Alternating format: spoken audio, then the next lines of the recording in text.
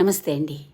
మనం చేసుకునే పూజ ప్రశాంతంగా, మనశ్శాంతిగా ఉండాలంటే చేసుకునే ప్రదేశం ముందు శుభ్రంగా ఉండాలనేది నా నమ్మకం అండి.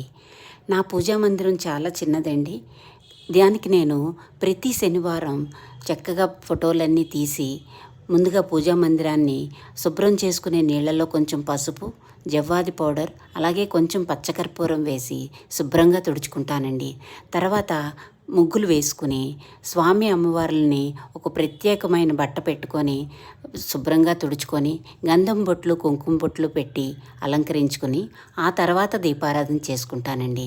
ప్రతి శనివారం తొందరగా లేచి ఎంత లేట్ అయినా కానీ ముందు ఈ పని చేసుకున్నాకే అప్పుడు దీపారాధన చేస్తానండి. ఎందుకంటే మనం చేసే పూజ ప్రశాంతంగా జరగాలంటే చేసుకునే ప్రదేశం ముందు శుభ్రంగా ఉండాలనేది నా నమ్మకం అండి. దీనికి నేను పెద్ద గురువుగారుల మాటలు, పెద్దవాళ్ళు చెప్పిన మాటలు అన్నీ పాటిస్తూ నాకున్న దాంట్లోనే సంతృప్తిగా దీపారాధన చేసుకుంటానండి. ఎక్కువగా పువ్వులు లేకపోయినా అక్షంతలతో సరిపెట్టుకుని ఆ రోజుకి దీపారాధన మంచిగా ప్రశాంతంగా చేసుకుంటానండి. ముఖ్యంగా మనకున్న దాంట్లోనే చేసుకునే పూజని ఎప్పుడు భగవంతుడు స్వీకరిస్తాడనేది నా నమ్మకం అండి.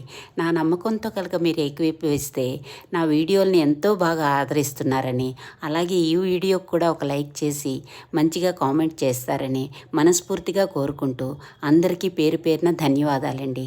శుభం.